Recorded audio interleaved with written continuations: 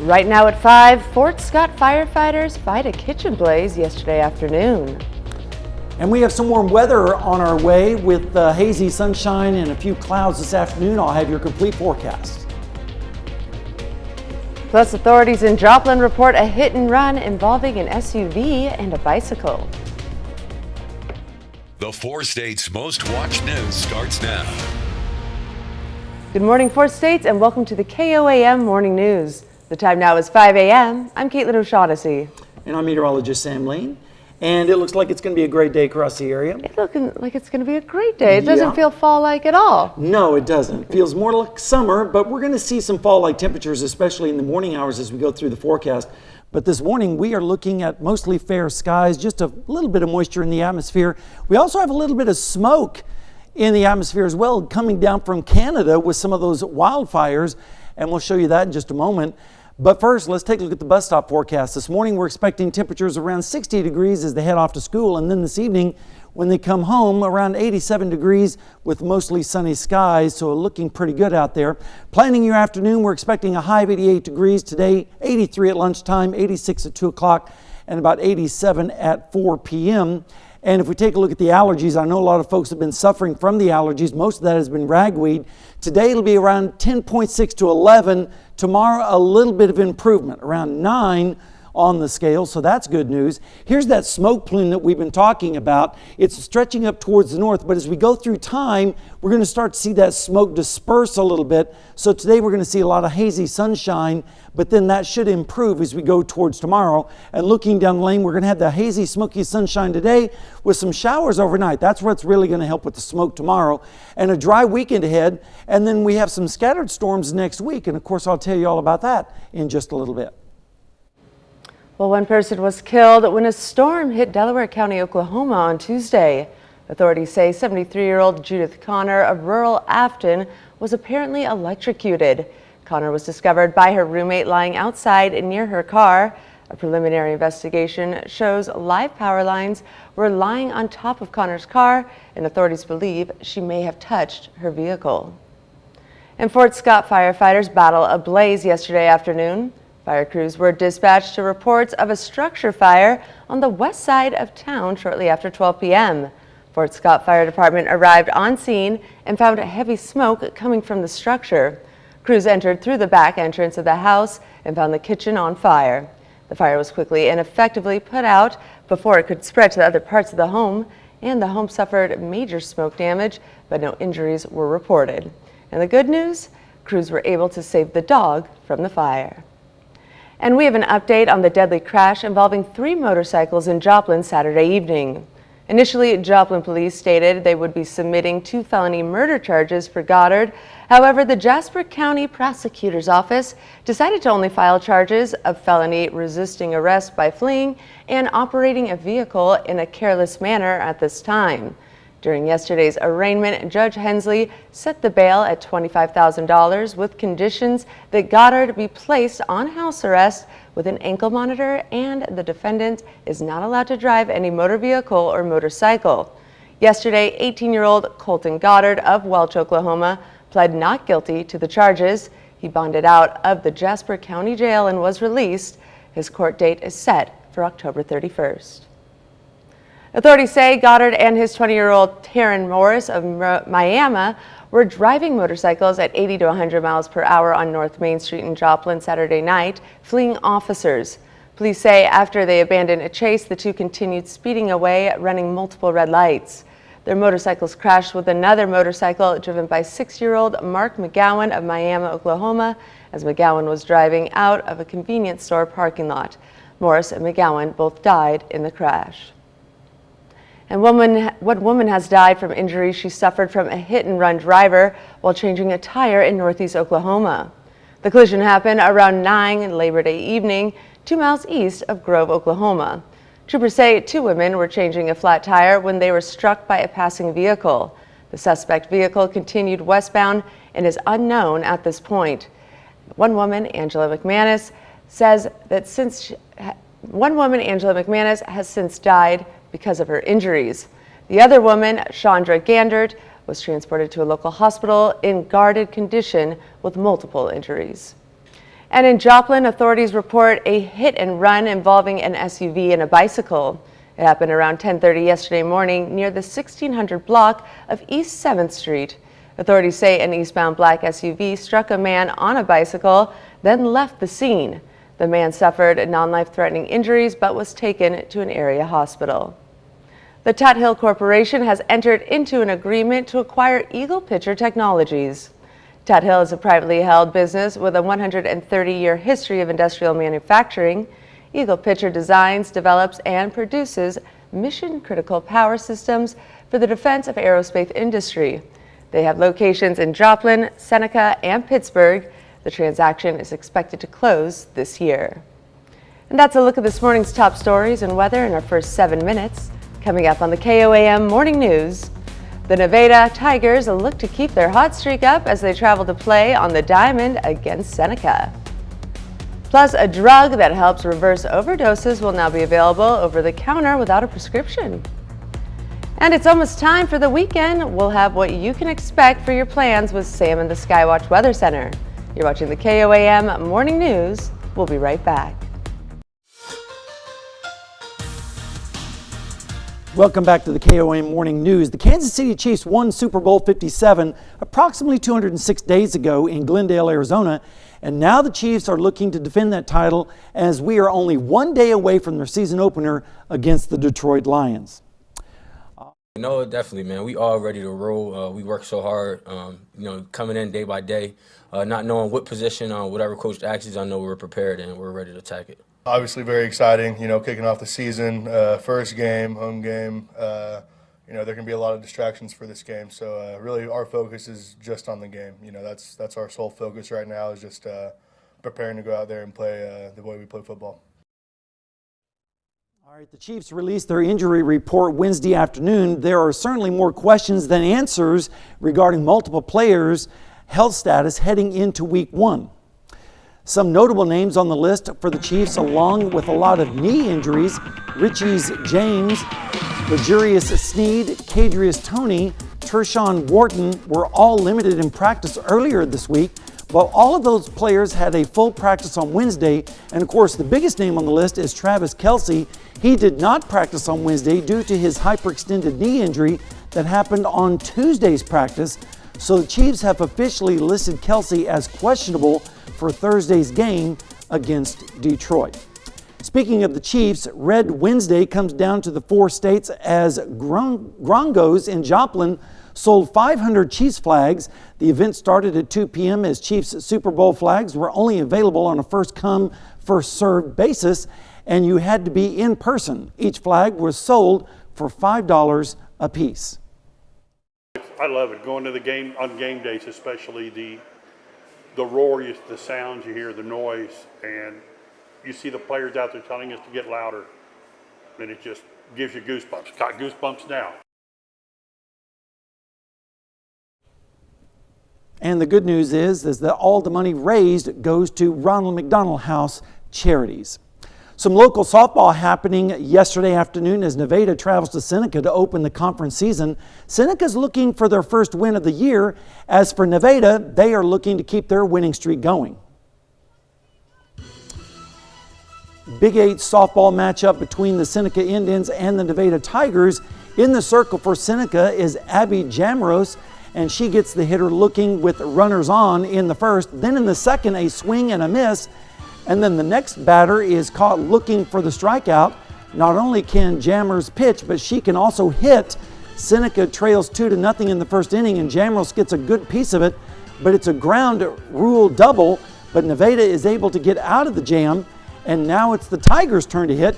Peyton Eaton, with the bases loaded, hits this hard and bounces over the fence for a ground rule double. 2 runs then score, and the Tigers lead 4-0. Next batter, Ella Heathman, hits this one off the fence and clears the bases, and Heathman turns this into a triple, and it's 6-0 Nevada. The Tigers then go on to win this game big, 15-3. The Tigers are now, they've won 8 games in a row. Something that has been said too often this season, but the Kansas City Royals and the St. Louis Cardinals are in action, and both are coming off back-to-back wins. The Cardinals are on the road in the South taking on the red-hot Atlanta Braves, and St. Louis can win the series with a win, and they can do just that as the Cardinals defeat the Braves 11-6. Nolan Gorman hit a big 3-run homer in this game in the 8th inning to help the Cardinals finally pull away. The Kansas City Royals are at home taking on the Chicago White Sox. The Royals are looking for the sweep after winning Tuesday's game off a walk-off balk.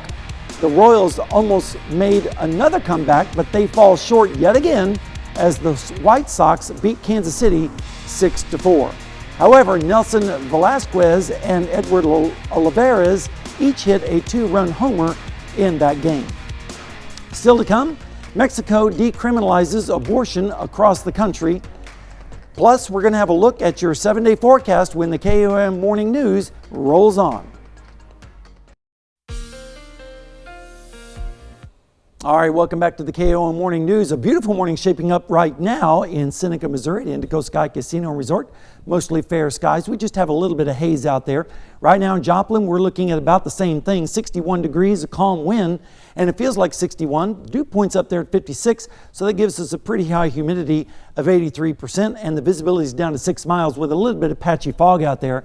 Radar is all clear right now, just a little bit of ground clutter showing up, and we're not really expecting a whole lot this afternoon. Temperatures across the area are very pleasant. Look at that. Iola 55 degrees right now, 57 in Fort Scott, as well as Stockton, 60 in Lamar, a little bit warmer down in Cassville and Neosho where they're 62, warmer still in Bentonville where our friends down there at 64 degrees.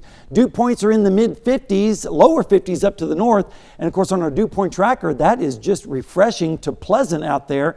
So as long as we can keep those dew points in the 50s, it won't feel so bad. In fact, looking at the forecast for later today, as far as the future feels like, it's going to feel like in the upper 80s to lower 90s, which is going to be pretty close to the actual temperature.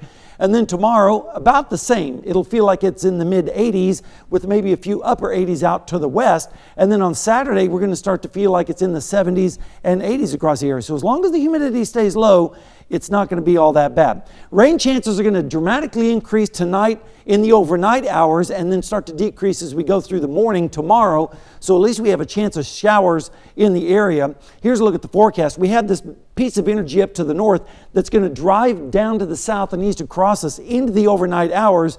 And by tomorrow, it will start to be pulling away from us. And then we're going to be in this northwesterly flow pretty much all weekend long. In fact, looking at the forecast on the rainfall totals, the GFS is forecasting some areas could pick up around half an inch, maybe 6/10, especially down to the south. Other areas, not so much. So it's going to be very limited across the areas to where the precipitation is going to fall. And in fact, on the European model, it even has less precipitation in its forecast. So somewhere probably in between is what we're looking at. So maybe around 1/3 of an inch here in the metro area with some of those scattered showers tonight. Temperatures this afternoon are going to be in the upper 80s to lower 90s, especially out towards the west, where it could get into the mid 90s. And then as we go into the overnight hours, here's those scattered showers and storms, mainly to the south and west, but we'll see them scattered around with lows in the 60s. And then tomorrow, we're going to see temperatures in the upper 80s and lower 90s, especially on the Oklahoma side. And then as we go into Saturday morning, we're going to see partly cloudy skies with lows in the 50s, up to the north, 60s to the south and west. And then Saturday afternoon, looking pretty good. Temperatures partly cloudy with temperatures in the upper 80s across the region. And then as we go into Sunday morning, lows in the 60s across the area. And how about the next 7 days? Well, we're going to see partly cloudy skies mainly for the weekend. Another chance of scattered showers and storms as we go into the early part of next week. We'll be right back after this. Topping Health Watch this morning, vaccine maker Moderna says its updated COVID shot should protect against the highly mutated new BA.2.86 variant. According to the company, testing suggests its updated vaccine generates a strong immune response against the new variant that has public health experts on alert. So far, only a few dozen cases of the variant have been identified globally. Moderna said it shared the data with regulators and is ready to supply its updated vaccine once it gets regulatory approval. U.S. Food and Drug Administration approval is expected for updated shots designed around the recently circulating variant XBB.1.5. FDA sign-off for those shots is expected before a September 12th meeting of the vaccine advisors for the CDC. And a drug that can reverse opioid overdoses is now available without a prescription. Narcan is a nasal spray version of naloxone, and it's for sale online or in stores at locations of Walgreens, Rite Aid, Walmart, and CVS. Emergent Biosolutions makes Narcan and suggests a retail price of about $45. That's for a carton of 2 doses. Almost every state already allows pharmacists to provide the medication without a prescription. Now, due to FDA approval in March, it can go on shelves and online. And being high on weed and getting behind the wheel may be more dangerous than driving drunk. That's according to a new study published Wednesday in the journal JAMA Network Open. The authors report that marijuana-related traffic accidents that required ER treatment rose nearly 500% between 2010 and 2021. Meanwhile, car crashes due to drunk driving grew just under 10% during that same time period. There is concern that the increase is severe marijuana-involved traffic injuries may be part of a broader trend of increasing cannabis-impaired driving over time and after legalization. And at least 1.7 million adults develop sepsis in the U.S. in a typical year, and 350,000 of them die in the hospital or are moved to hospice care, according to the U.S. Center for Disease Control. Data shows that many U.S. hospitals don't have the resources to identify and treat this life-threatening medical emergency as early as possible. Amanda Gaither has more on a new device one hospital is using that's helping some sepsis patients. It's a body's extreme response to infection. Sepsis is a life-threatening condition requiring urgent medical care to prevent organ damage and death. I don't think the general public really understands how dangerous sepsis can be. Sepsis can be hard to identify. It has a wide range of symptoms, including confusion or disorientation, shortness of breath, high heart rate, fever, shivering, extreme pain, and clammy or sweaty skin. A 2022 survey of more than 5,000 U.S. hospitals showed only 73% reported having a dedicated group charged with monitoring and reviewing sepsis care and outcomes. But at El Camino Health, officials say a new device is helping improve patient care. Flow patch is changed the game, really, in managing sepsis treatment. The device adheres to the neck of a patient and wirelessly transmits real-time data to the healthcare team, allowing them to monitor fluid management, a key part of sepsis treatment. There's no doubt that because we've been able to very rapidly assess patients using this tool, we have been able to manage their treatment plan more quickly and efficiently and save lives as a result. The CDC recently launched a guide to complement and support the implementation of existing sepsis guidelines at U.S. hospitals. The agency's director says she hopes the guide will help put providers in the best position possible to deliver effective care for sepsis patients. That's a look at some of today's top health stories. You're watching the KOAM Morning News. All right, and if you're heading out this afternoon for lunchtime, we're looking at mostly fair skies with a temperature of 83 degrees, a high of around 88 this afternoon under mostly sunny conditions. We'll have more news and weather when we come back. Right now at 5:30, Freeman Health celebrates its annual Patient Engagement Day. And we've had some dry air move in from the north, but some moisture is on its way, and I'll have a complete look at the forecast. Plus, if you've ever seen a Campbell while driving through southeast Kansas, don't worry, you're not going crazy. They really are there. The 4 states' most watched news starts now. Good morning, 4 states, and welcome to the KOAM Morning News. The time now is 5:28 a.m. I'm Caitlin O'Shaughnessy. And I'm meteorologist Sam Lane, and it's a beautiful morning out there. A little truly bit on the is. cool side, especially up to the north, with lows in the 50s this morning. Certainly very pleasant, and we're going to see more pleasant skies this afternoon under mostly sunny skies. Let's take a look at the forecast. You can see that right now we have a little bit of dry air moving out of the area, but we have some moisture moving in the mid and upper levels from the north and west, and that's in association with a weak wave that's going to be moving through through later on tonight and tomorrow morning, and that's going to spark a few showers and thunderstorms. But if you're sending the kids out to school this morning, we're looking at 60 degrees under mostly sunny skies. And then by this evening, when they come home, around 88 degrees with mostly fair conditions and lots of sunshine. Speaking of sunshine, today at lunch, around 83 degrees with lots of that, and then 2 o'clock, 86, and then 87 by 4 p.m. And if you're suffering from allergies, here's why. Most of it is ragweed, chenopod, and nettle, and we're expecting improvement tomorrow. And of course, I'll have a complete look at the forecast coming up in just a little bit. Caitlin? Freeman Health System celebrated its annual Patient Engagement Days. The celebration, now in its 10th year, presents a way for Freeman to make the lives of dialysis patients a little easier. The day featured barbecue barn dancing, prizes, and booths providing health resources. Have everything from mental health resources, transplant resources, home care. We even have the therapy dog here today. So we have a little bit of everything here, just any kind of resources we hope that they could need. The celebration continues today from 10 a.m. to 2 p.m. And MSSU celebrates Commuter Appreciation Day. The celebration highlighted the hundreds of students who live in surrounding communities and off campus. Students could find community groups and MSSU organizations in the parking lot where they made their services and information available. So we decided to target our commuter students because they make up over 70% of our student population, and we've never done anything just for them before. So we wanted to have some things specific to them for their cars, and then they can also scan in for prizes, bigger prizes like gas cards. The day included drawings and giveaways, as well as an education tent for basic car maintenance demonstrations. Ever been driving through southeast Kansas and thought you saw a camel? Well, you're driving on north of Highway 69 and look to your right and you may be right. But camels aren't the farm's only fun animal. The owner, Jim Kramer, told us he's had all different sorts of exotic animals throughout his life. From there, it's just kind of grown. I've had deer, antelope, camels, of course, zebras, all sorts of different things.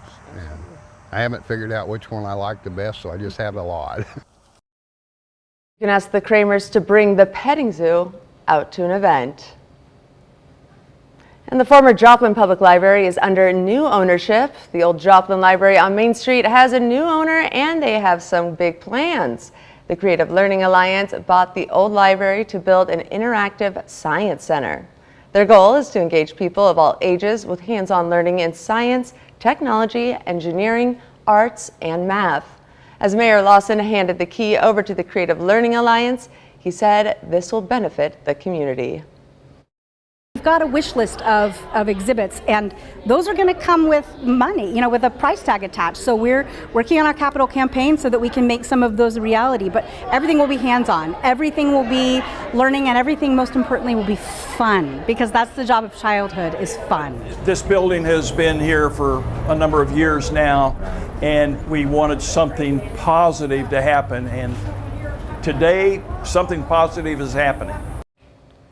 As of now, the Creative Learning Alliance says they hope the Science Center will be up and running by 2025. Special Olympics athletes in Pittsburgh teed off in a competition. It was called Unified Golf. It paired golfers with intellectual disabilities with those who don't, and the pairs each played 5 holes with a 10-stroke limit per hole. Officials say it's a great way to help the athletes build relationships. Today is really all about that inclusion aspect, all about building relationships, all about socialization. I feel like it is just as important for the athletes and their partners, both of them individually, because it gives them a space and a realm to really build those connections with each other. Special Olympics Kansas will also host a duck and Jeep derby at Gorilla Village on Saturday. Love for the Chiefs isn't just confined to Kansas City residents. We in the 4 states know the borders of the kingdom extend far and wide, but as Greg Payne reports, one man in Kansas City may have taken Chiefs devotion to a whole new level. Everywhere you look, Chiefs pride is taking over the KC Metro, which can only mean one thing. Chiefs Kingdom is gearing up for the start of a new season. I hope we just win another Super Bowl, man. I like the team. I like everything. We just got to sign Chris Jones. I am looking forward to seeing Patrick Mahomes play. Oh, I'm looking for Patrick Mahomes throw a dot, you know, right on the money. Watching Patrick Mahomes do more of everything that he does. You got the headband and, you know, the hair. For Chiefs fan Jeff Parson, it's the start of his own season as well, making new enormous paintings of everything Chiefs and showcasing them in his front yard. For the next, hopefully 18 games, there'll be all Chiefs, hopefully until February. Currently, his yard is just showcasing Bigfoot, but by the time the Chiefs season ends, he plans to have the yard filled with new Chiefs art, featuring special moments from each week, like this work in progress, of Mahomes stretching for the goal line in last year's game against Seattle. Yard line, the boom, and it's like, yeah, we're putting that on a sign this year. It amazes me. I've been doing this for about 4 years now, and people will come to me and they'll say, you know what, this has become a tradition in our house. Before the game, we'll come and pay our respects, or we'll take our picture in front of your artwork. And that's what I want. That's what I want, that sense of community. And that's what the Chiefs have done, and that's the way they brought this particular team has done for us. Jeff hopes by the end of this season, there will be a large Lombardi in the front yard for the Chiefs repeat. The Chiefs begin their march to another Vince Lombardi trophy tonight against the Detroit Lions. And that's a look at our top news stories coming up this half hour on the KOAM Morning News. A group of divers become heroes to a man who lost his wedding ring in a river. Plus, some of Freddie Mercury's prized possessions hit the auction block. We'll have the latest. You're watching the KOM Morning News. But first, here's a live look from Sarcoxie, Missouri, as today is Chief Sarcoxie's Day Festival. We'll be right back.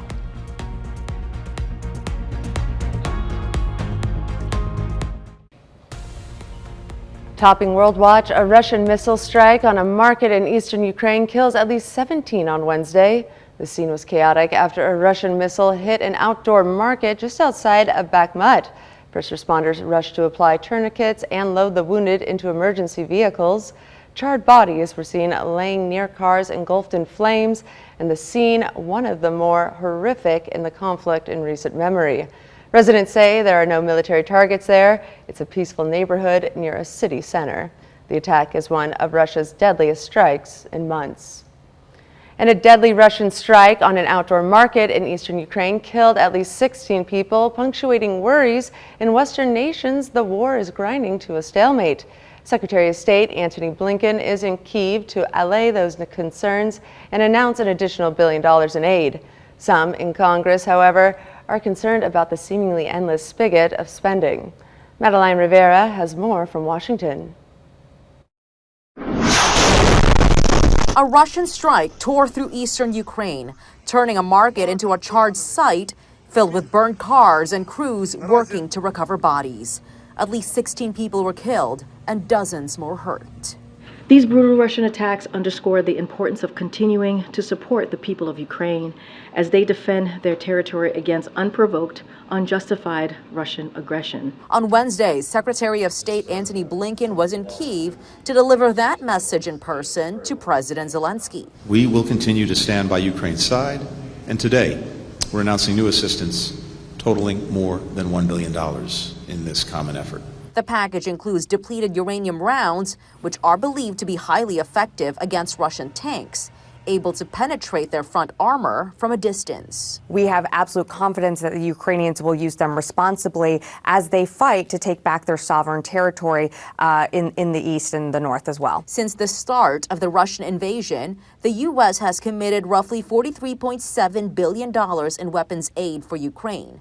The Biden administration wants more, but some Republicans have signaled they may not be willing to say yes right away. Well, we got to be responsible for the dollars that we're sending to them. President Biden is asking Congress for more than $20 billion to give Ukraine more military and humanitarian help, potentially setting the stage for a showdown with the GOP over spending. And severe flooding after heavy rainfall to significant damage on several Greek islands. Video taken from the island of Skiathos shows high water rushing down the small, narrow streets.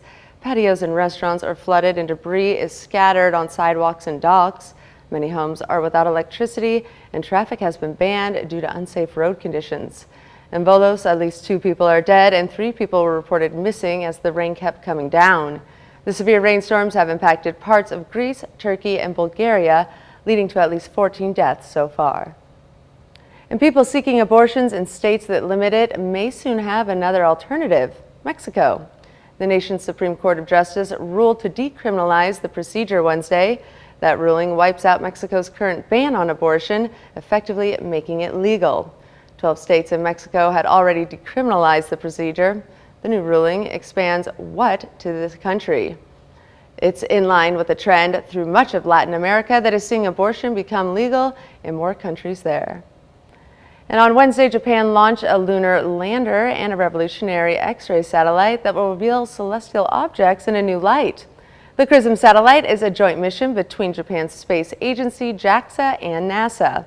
It'll observe the universe's hottest regions, largest structures, and objects with the strongest gravity, detecting wavelengths invisible to humans. It'll help astronomers unlock cosmic mysteries like glowing hot gases inside galactic clusters. The mission is designed to operate for 3 years. And a day in Venice could soon cost you extra. The Italian city approved guidelines for a new daily entrance fee of $5.50 per person starting next year. The fee will first be tested for 30 days during spring and summer weekends, and the fee would apply to tourists older than 14 years old. The City Council has not released how it will enforce it. People who travel to Venice for work will not have to pay the daily fee. Final approval of the plan is expected on September 12th. And some prized possessions of rock icon Freddie Mercury hit the auction block at Sotheby's London on Wednesday. Items such as a graffiti-tagged door to the garden of Mercury's home fetching a whopping $521,000 at the auction. Other items included his stage costumes and handwritten drafts to classic hits such as Bohemian Rhapsody. More than 1,400 items being sold by close friend of the Queen singer, to whom he left his house and all his possessions when he died in 1991. And that's a look at some of your biggest headlines from around the world. We'll be right back. Welcome back to the KOAM Morning News. It's looking like a beautiful day across the area with mostly fair skies this morning, including Indigo Sky Casino and Resort just outside of Seneca, Missouri. Yesterday, we made it up to 86 after starting out at 61. And when you average it all out, it was about an average day. But what's not average is the rainfall. Look at this. We're about almost 11 inches behind for rainfall just this year, not counting the fact that we were in a drought late last year. So it's desperately dry out there, and unfortunately radar is clear all this morning and will be through most of the day. And then tonight we're going to get a little bit of shower activity, and we'll show you that in just a minute. But look at these temperatures, not bad. 54 in Iola this morning, double nickel in Fort Scott as well as Yates Center. A little bit warmer down in Veneta where there's 61, warmer still for our friends in Bentonville at 64. And look at these dew points in the low 50s up to the north. Then you start getting into the mid 50s and then upper 50s and lower 60s down to the south, but still overall not too bad out there as far as the dew point tracker. Most of it is pleasant and refreshing out there, and as a result our feel-like temperatures are going to be pretty close to the actual temperature today, so that's pretty good. And as we go into tomorrow, it'll still feel like it's in the mid 80s, upper 80s out towards the west, and then on Saturday more of the same. It'll feel like it's in the 70s and 80s for afternoon highs, so at least the humidity levels are going to be tolerable. As we go through tonight and tomorrow morning, that's when the rain chances are really going to dramatically increase, especially in the metro area and points to the south and west. And it's all because we have a piece of energy driving in from the north and west. And as that drops down, we're going to see those scattered showers and storms develop tonight and then move away as we go through the mid-morning hours tomorrow. And then we're left with a pretty dry weekend. Rainfall amounts are expected to be around ½ an inch in some areas.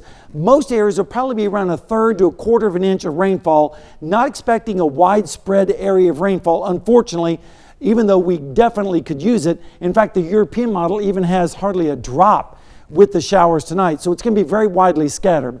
This afternoon, we're going to see temperatures in the upper 80s to lower 90s, especially in south parts of our area in northeast Oklahoma and out towards the west. And then as we go to tonight, notice here comes the showers and storms with lows in the 60s. And then tomorrow afternoon, we're going to see temperatures in the mid 80s, maybe a few 90s down in Oklahoma, but not too bad. And then as we go into Saturday morning, lows in the 50s up to the north, 60s to the south and west, and then on Sunday morning or Saturday afternoon, looking pretty good with highs in the mid-90s. And over the next 7 days, we're going to see the scattered showers tonight and tomorrow morning, then drier for Saturday and Sunday, and then as we go into Monday and Tuesday, another round of showers and storms possible, and then maybe continuing on into Thursday.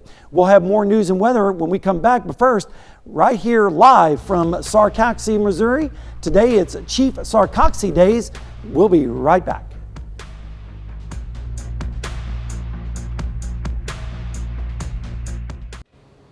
An Arizona man and his wife can now celebrate their second anniversary for real now that he has his wedding band back. It slipped off during a float on the Salt River, but a diver found it and gave it back. Cameron Pullum has a story. Awesome, man.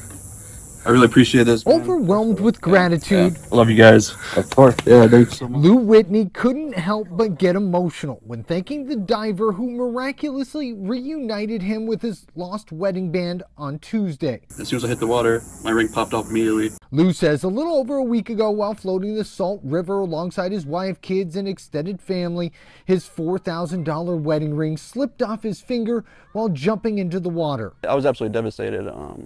This girl means the world to me. Like I was scared to tell her I lost it. The couple was just weeks away from celebrating their second anniversary. I thought I was gone forever, man. You guys are a lifesaver. Lou says he and his wife heard about the Salty Scuba Chick and her Salty Scuba Squad, a group of divers known for locating and returning lost items like phones, sunglasses, and more from the murky depths of the water. We brought metal detectors, and so we're scanning the whole area. Josh Hume dove the area where Lou said it slipped off. Against heavy odds, Josh says something caught his eye. I actually found it without the metal detector. The light came down, and it just, I mean, it has diamonds, and it just was kind of glowing there. I was underwater with him when he found it and got the woo! Connie Wickstrom, aka the Salty Scuba Chick, is the group's founding member, generously giving their time and effort to make moments like this happen. We love doing this, so we're happy to try. It's not always a guarantee that we're going to find things like that. What they are guaranteed to find, however, is trash. Unfortunately, diving, we realized there's trash everywhere. The Scuba Squad has lifted thousands of pounds from the river, aiming to preserve the delicate ecosystem.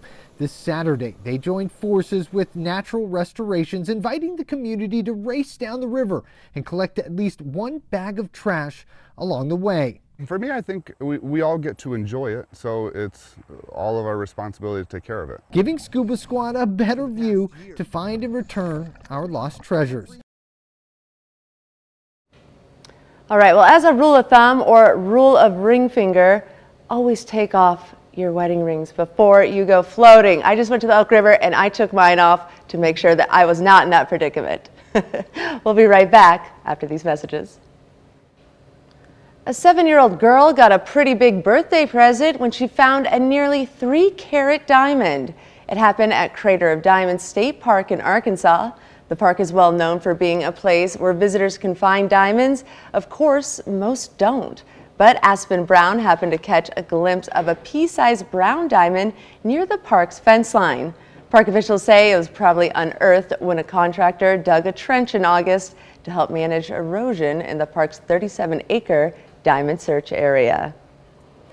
Adorable video posted by officials at Alaska's Glacier Bay National Park and Preserve on September 5th shows a baby porcupine scratching an itch on its belly before approaching its mother nearby. Park officials wrote on Facebook that September is a good time to spot these little adorable porcupines, which are sometimes referred to as porcupets. They tend to trail behind their parents and search for food.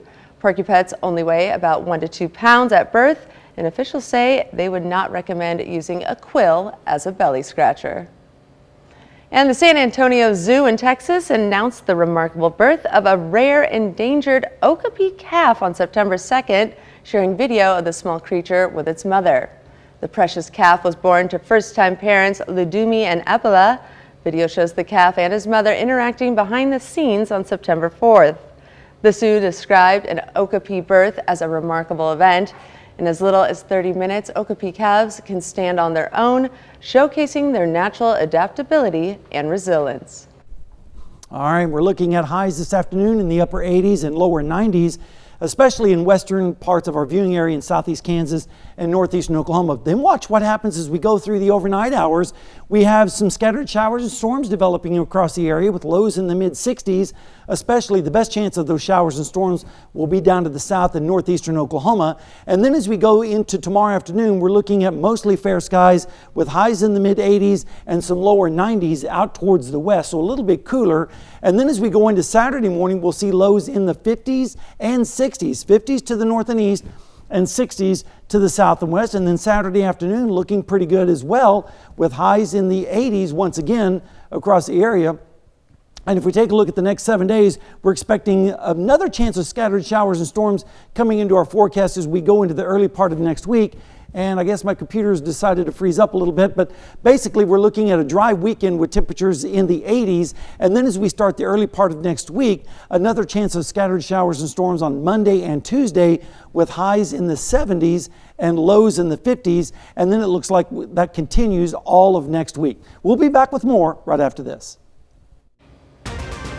Right now at 6, the latest on the case of a teenager who was charged after a double fatal motorcycle crash. And we have some moisture starting to move back into the area. I'll let you know what that means for our forecast when we have that. Plus, the old Joplin Library building turns a page on the past with a new owner and a new purpose. The 4 States' most watched news starts now. Good morning, 4 States, and welcome to the KOAM Morning News. The time now is 6 a.m. I'm Caitlin O'Shaughnessy.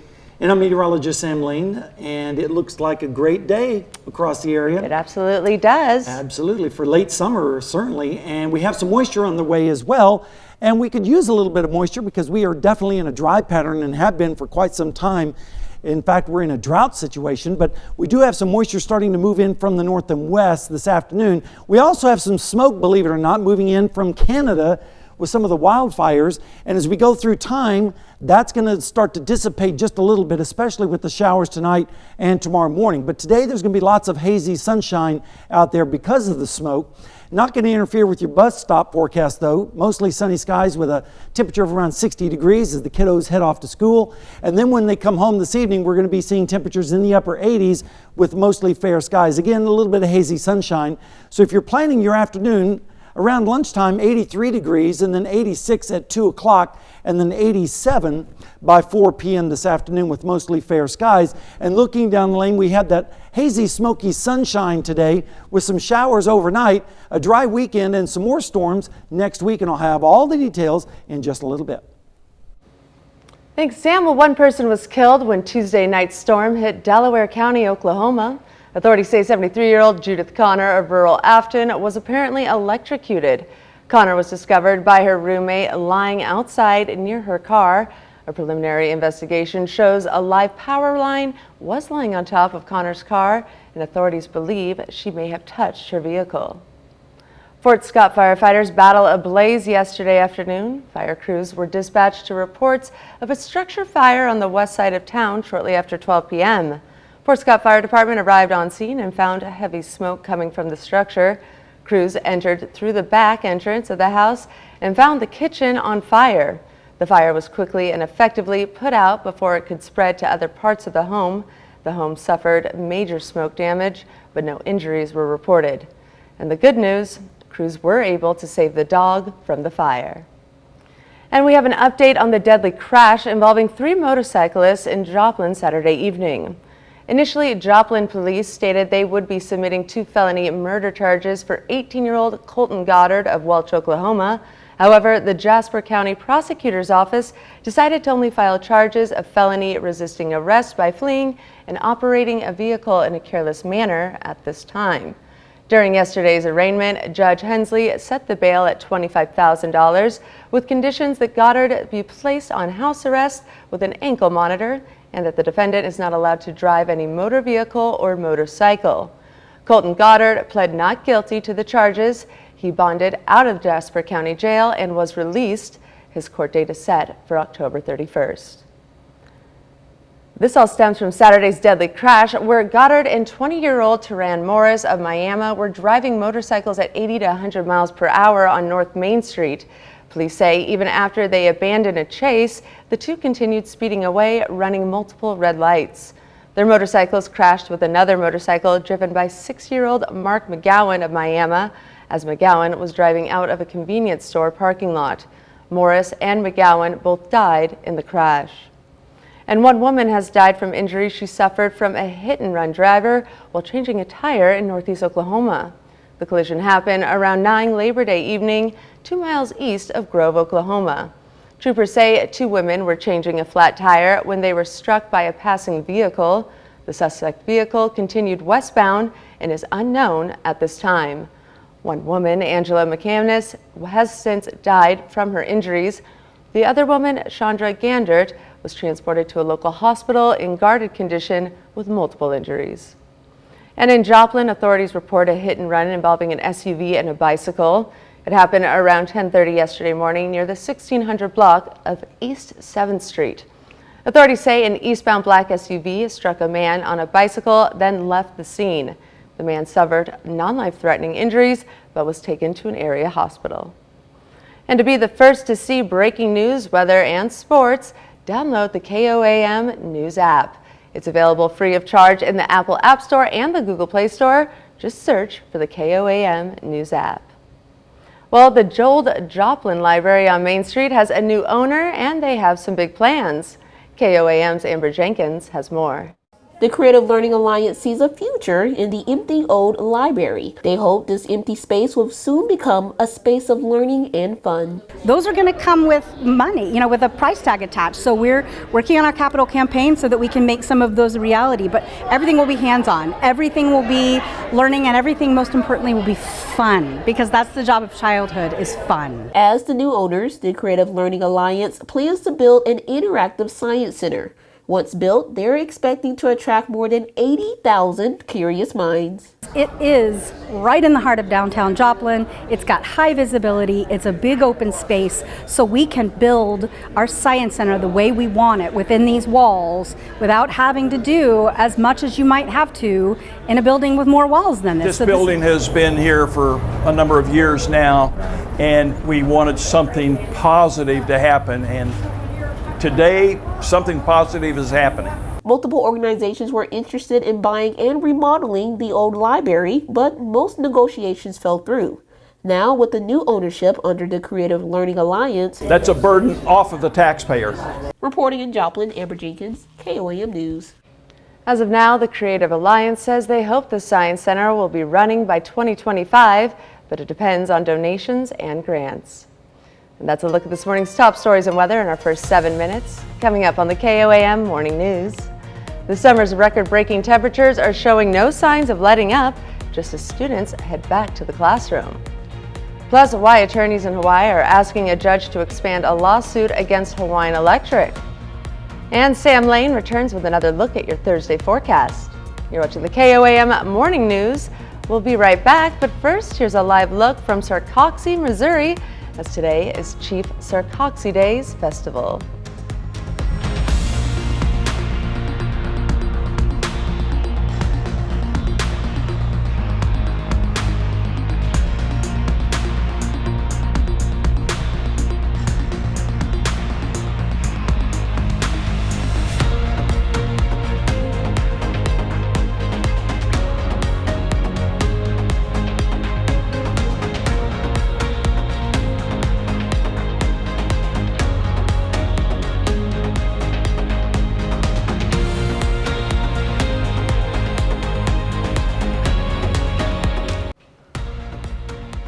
Topping Nation Watch this morning, former world #1 and 4-time champion Naomi Osaka announcing her long-awaited return to professional tennis in 2024. After having a baby girl in July, Osaka telling ESPN on Wednesday she plans to play a busy schedule next year. Osaka has not played since last year at the Toray Pan Pacific Open in Tokyo, but as previously said, she plans to return to tennis in 2024 for next year's Australian Open.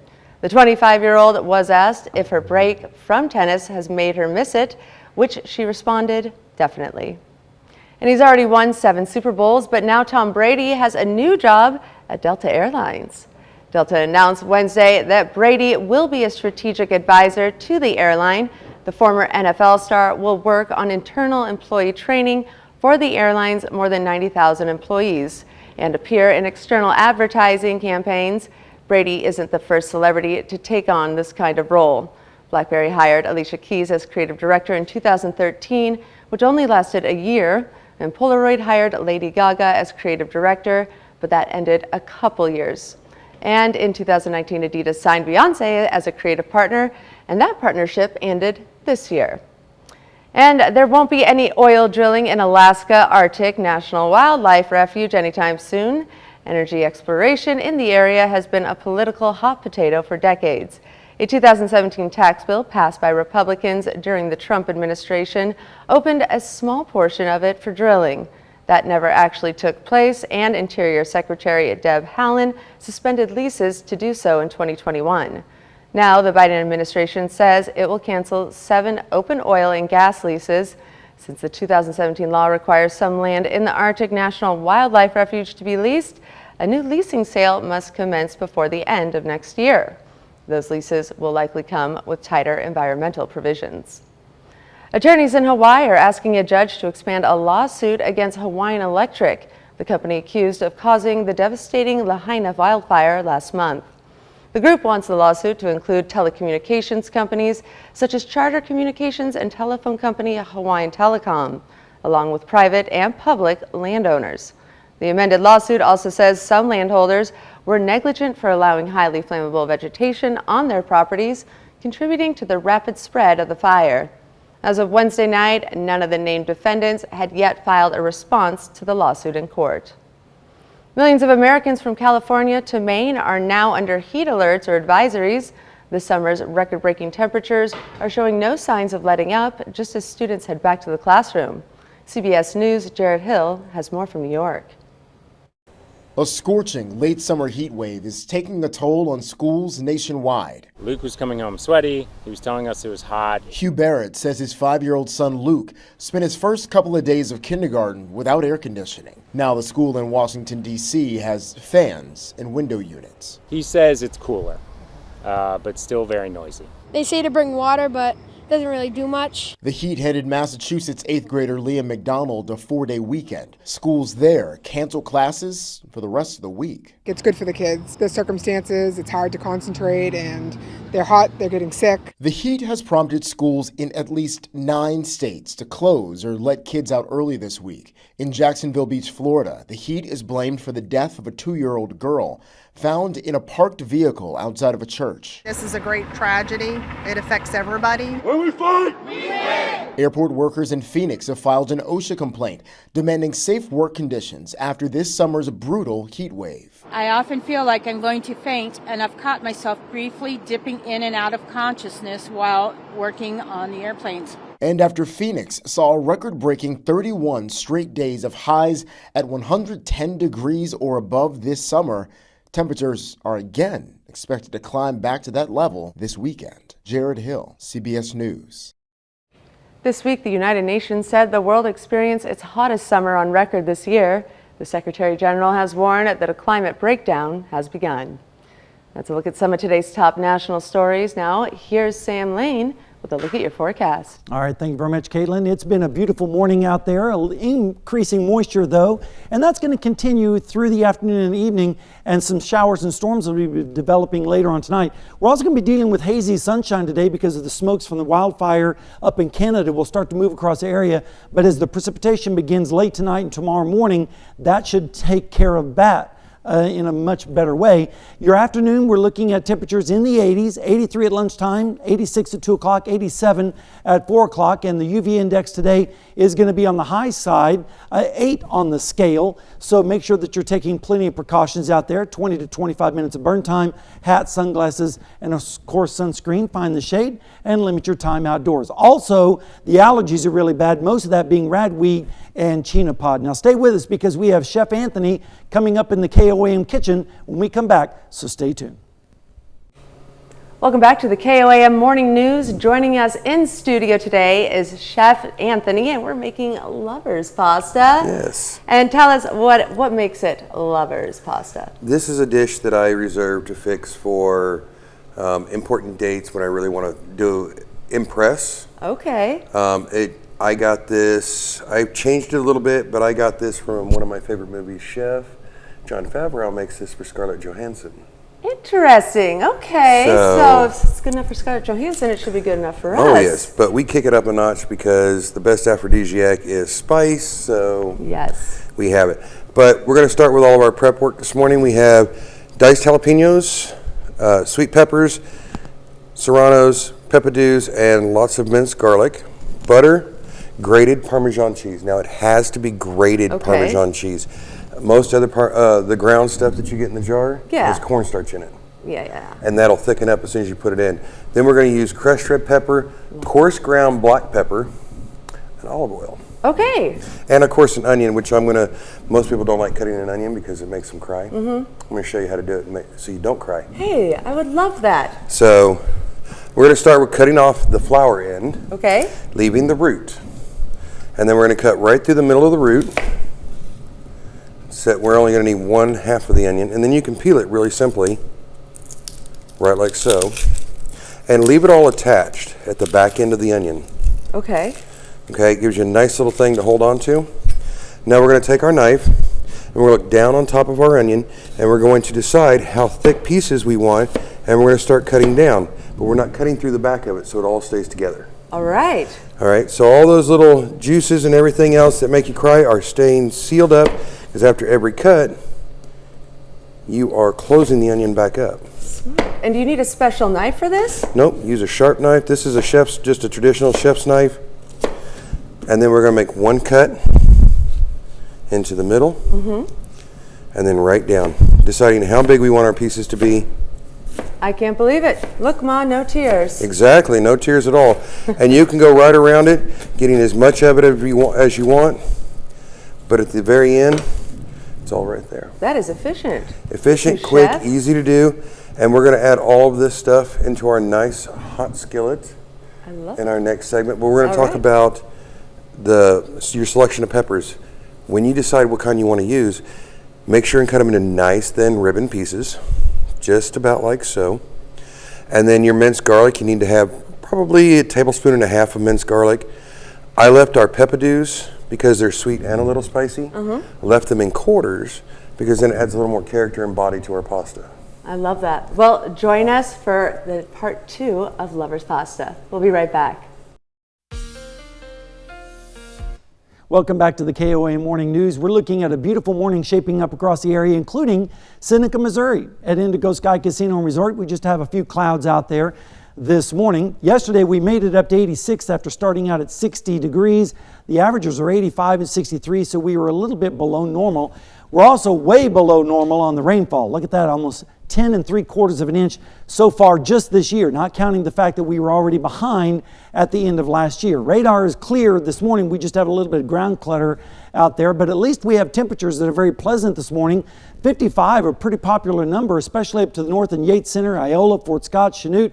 61 in Miami, same thing in Anderson. A little bit warmer in Bentonville for our friends there. They're currently sitting at 64. But with the dew points being in the 50s, it's very comfortable out there this morning. 55 in Stockton, 51 in Iola, 60s down in Oklahoma, but still that's not bad. So most of us are experiencing refreshing and pleasant dew points this morning, and that's going to help with the future feels like. This afternoon we're going to feel like it's in the 80s, upper 80s, and maybe some lower 90s out to the west.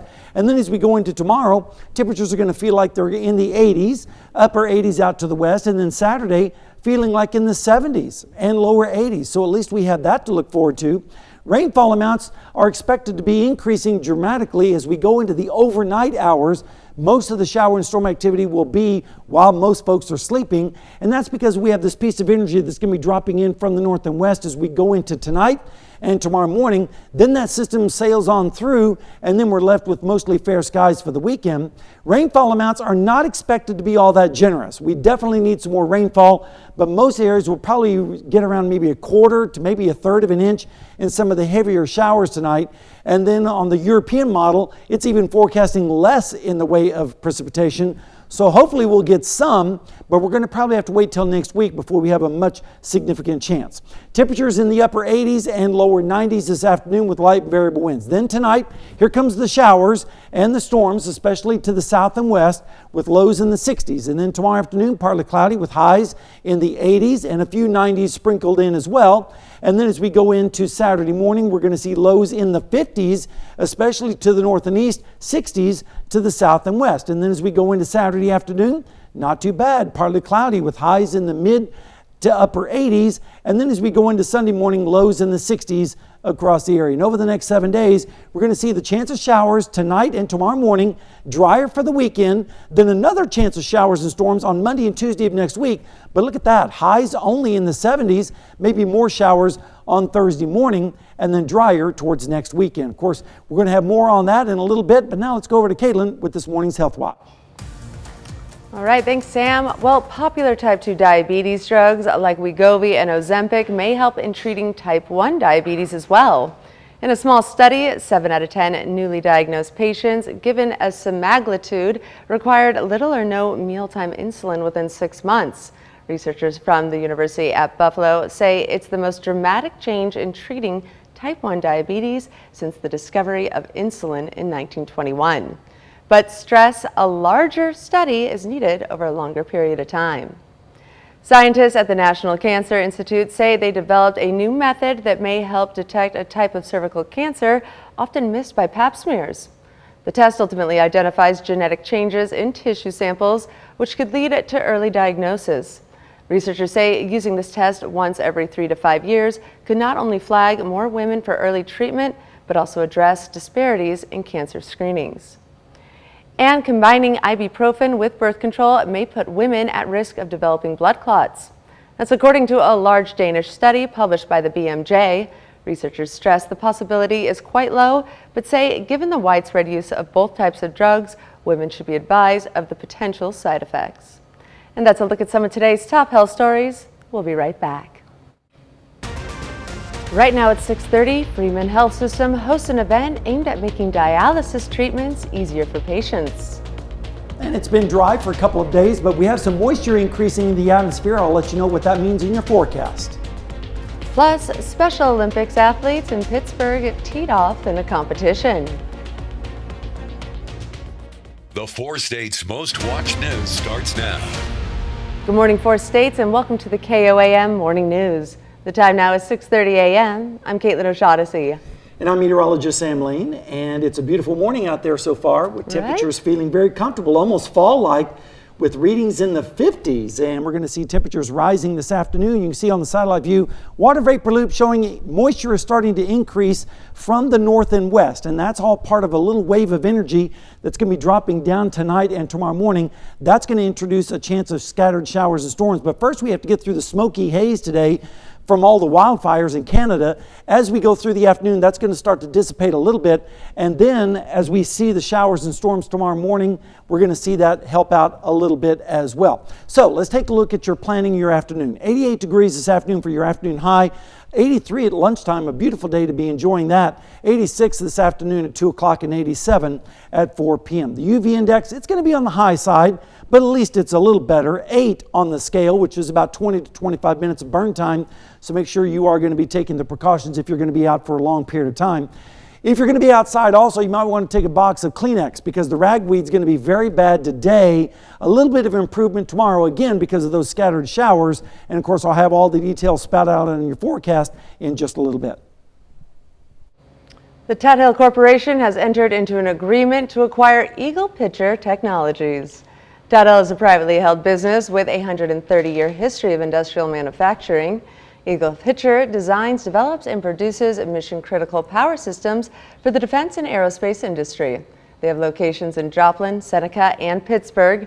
The transaction is expected to close this year. Freeman Health System is trying to make treatment easier for patients going through dialysis. Freeman's Nephrology and Dialysis Center is hosting its Patient Engagement Days. It's an annual celebration with this year's event themed cowboy and western. It featured barbecue, line dancing, prizes, and booths providing health resources. You know, that we would have to find them, they would have to come to us, and we would find that for them. And if you don't know what you're looking for, you don't know what to ask for sometimes. So this gets all of these different companies in front of our patients. The celebration continues today from 10 a.m. to 2 p.m. This is the 10th year of Patient Engagement Days. And the Joplin Police Department would like to formally invite the general public to the Officer Jake Reed Memorial Bridge dedication ceremony.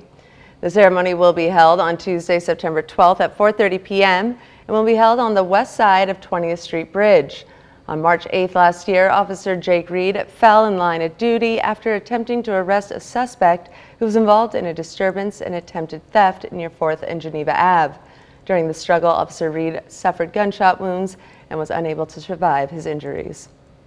Missouri Southern is celebrating its students who make a trek to school every day. Commuter Appreciation Day highlighted the hundreds of students who live in surrounding communities and off campus.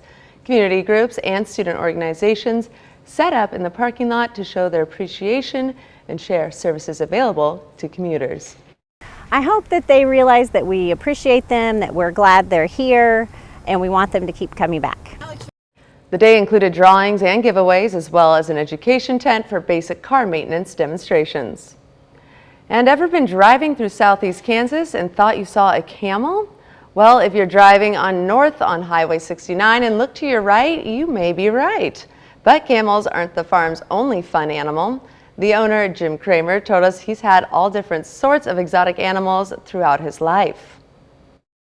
From there, it's just kind of grown. I've had deer, antelope, camels, of course, zebras, all sorts of different things. And I haven't figured out which one I like the best, so I just have a lot. You can also ask the Kramers to bring the petting zoo out to an event. Special Olympics athletes in Pittsburgh teed off in a competition. It was called Unified Golf, and it paired golfers with intellectual disabilities with those who don't, and the pairs each played 5 holes with a 10-stroke limit per hole. Officials say it was a great way to help the athletes build relationships. Today is really all about that inclusion aspect, all about building relationships, all about socialization. I feel like it is just as important for the athletes and their partners, both of them individually, because it gives them a space and a realm to really build those connections with each other. Special Olympics Kansas will host a duck and jeep derby at Guerrilla Village on Saturday. And that's a look at our top news stories coming up this half hour on the KOAM Morning News. Enterprise High School in Alabama is brewing opportunities and coffee to ensure all graduates find success after high school. And we're looking at mostly fair skies this morning, just a few clouds out there, but the storm chances are going to increase. We'll have the details when we come back. Also, first, here's a live look at Sarcoxie, Missouri, as today is Chief Sarcoxie Days Festival. The KOAM Morning News keeps rolling on.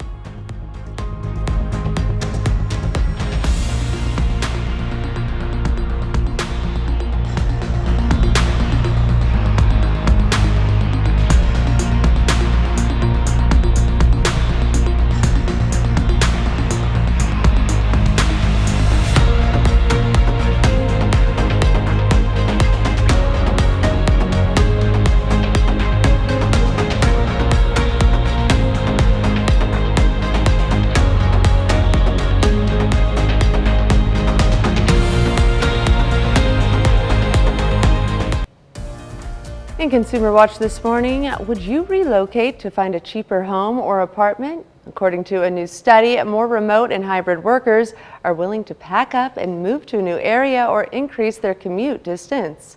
Jelly Sullivan has a closer look at the growing trend. More U.S. workers are willing to relocate and say affordability is the most important factor when searching for a new home.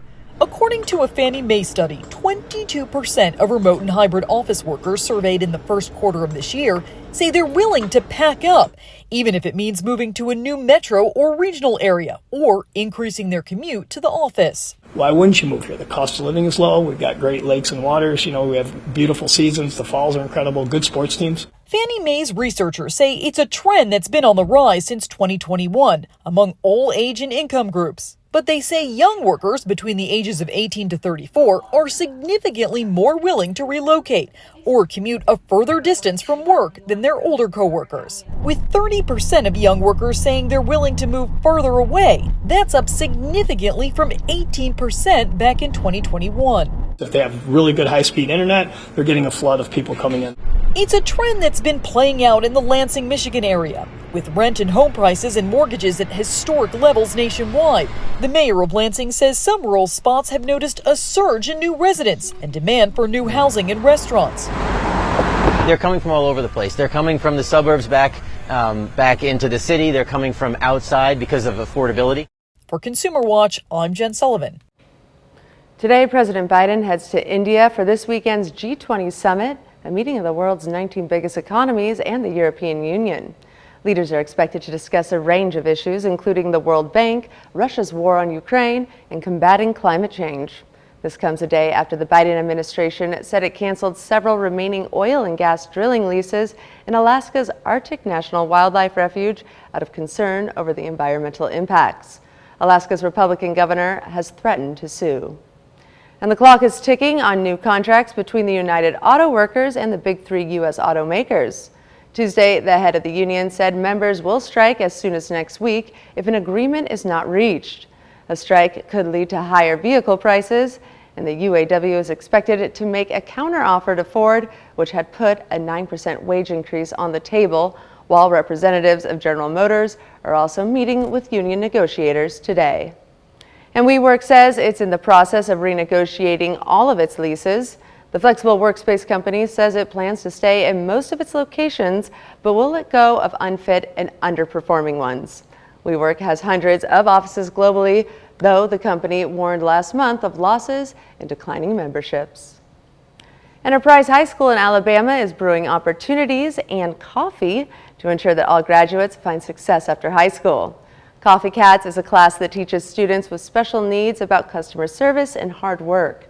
Kaylee Wright takes a look at the progress the coffee shop is making. 5 years flew by, and Coffee Cats has grown. I have been with it since the beginning. It started in my classroom, and we've worked up each year to now we're in the school store. Employees greet guests with a smile. Welcome to Coffee Cats Cafe.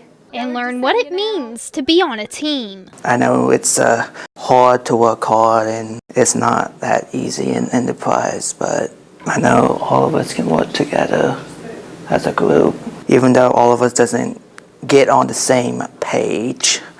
But that's all we can hope for the best. The students work like professionals and train like professionals. So we've worked with businesses in the community, we've worked with the Bean Bro, and we're just working with our students to learn those work skills and life skills to get them to meaningful employment when they exit our program. The students build a resume and go through an interview process at Coffee Cats. We had the study guide, we had the interview. It was good though. The students' hard work and extensive training makes the perfect blend for employers. Like we have some at Publix, we've had some at McDonald's, and they get very good reviews, and the businesses say that they can tell that they've been trained while they're here at high school. Right now, the shop is only open on Fridays for faculty, but as the students build a routine, there will be additional hours. That's it for Consumer Watch. Now here's Sam Lane with another look at your forecast. All right, thank you very much, Caitlin. We've been dealing with some hazy smoke in the atmosphere this morning, and we'll continue through most of the afternoon. And as we put that in motion, you can see that it kind of moves over our area. But we have some showers and storms in our forecast tonight and tomorrow morning. That will help take a little bit of that smoke and haze out of the atmosphere as we go into tomorrow. If you're heading out to the bus stop this morning, looking pretty good. Mostly fair skies with a temperature of around 60 degrees as you head off to school. Then this afternoon, we're going to see mostly sunny skies continuing with a high of 88 degrees. Again, some of that sunshine may be a little bit hazy or smoky out there. And taking a look at the allergies, it's bad. Today, 10.6 on a scale of 12. Tomorrow, a little bit better, dropping down to about 9. And most of that is ragweed, chenopod, and nettle. So if you're suffering from allergies, that's why. Your afternoon forecast looks like this. If you're heading out to lunch, around 83 degrees for your lunchtime noon temperature, 86 at 2 o'clock with mostly sunny skies, and 87 degrees at 4 o'clock. Mostly sunny this afternoon with a high of 88. Again, some of that sunshine will be in the form of haziness and some smoke out there, so be watchful of that. Then we're going to have showers and thunderstorms developing tonight and into the overnight hours. Most of that is going to be in the southwestern sections of our viewing area. And then it looks like we have a dry weekend ahead. And then also we have some scattered storms early part of next week with temperatures in the 70s. And it looks like that continues through the rest of the week. So we have that to look forward to. It's also almost time to celebrate birthdays and anniversaries. That, of course, is coming up after the break. But first, let's see what's happening over at CBS Mornings. I'm Nate Burleson. Coming up on CBS Mornings, Emmy Award winner Jeff Daniels will be here with his son Ben to talk about working together on an audio memoir called Alive and Well Enough. That's coming up on CBS Mornings. Well, it's time for birthdays, and we're going to start it off with Sage Avery Matthews, who is turning 4 today over in Cherryvale, Kansas. Happy birthday, Sage. And over in Baxter Springs, we have Cash Kirkwood turning 5 years old today. And happy birthday, love, Mima and Papa Kirkwood. And happy 7th birthday to Patrick Gudd. It's his golden birthday from your neighbors. And Corlin Fuentes over in Parsons, Kansas, turning 8 years old with his poppy. Happy birthday and love from your family. And taking it over to Erie, Kansas, happy 11th birthday to Keaton Carnell. And we have Dexton Morgan turning 11 years old in Chautauqua, Kansas this morning. Happy birthday, Dexton. And a big happy birthday to Greg Barnhart. Hope it's a great day for you. And we have a 39th wedding anniversary with Brian and Susie Natalini over in Columbus, Kansas. Happy anniversary to you both. Well, here's reason to celebrate again in Columbus, Kansas. Happy 90th birthday to Charlie Norris. And happy birthday to Mary Eberhard, who is a resident at Medical Lodges over there in Columbus as well. And finally, happy birthday to Lee Schreier over in Joplin. Hoping you have a great day. And if you want to submit your birthday or anniversary, all you have to do is send us the information, some pictures, and a message to birthdays@KOAMnewsnow.com. All right, we're looking at a beautiful morning shaping up across the area, including Seneca, Missouri, to Indigo Sky Casino and Resort. You can see a little bit of blue haze out there. That's actually smoke from some of the wildfires up in Canada, so we're dealing with that today. Yesterday, we made it up to 86 after starting out at a low of 60, which was slightly below the normals of 85 and 63, and we're way behind on the rainfall. Almost 11 inches so far just this year. And unfortunately, there's no rain to be found anywhere on the radar right now, but that's going to be changing as we go into overnight and tomorrow morning. But let's enjoy these nice temperatures this morning. 54 right now in Fort Scott, 55 in Chanute, Yates Center, as well as Iola. Starting to get into the 60s now in Miami with 63. 62 in Jay, and for our friends in Bentonville, they're currently sitting at 64. What's making it feel so comfortable out there are these low dew points, generally in the 50s, lower 50s up to the north. Then you start getting into the 60s once you get down into Oklahoma, but still in the 60-degree range, not bad. Most of us are still experiencing pleasant and refreshing dew points, and that's helping out with the feels-like temperatures. Today we're going to feel like in the 80s, upper 80s out towards the west, and then tomorrow, temperatures are going to feel like it's in the 80s pretty much everywhere. And then on Saturday, it's going to feel like it's in the 70s and lower 80s. So at least those dew points are helping us out with that. Rainfall tonight is going to mainly occur after midnight and in the early morning hours, and then drop off rapidly as we head through the day tomorrow.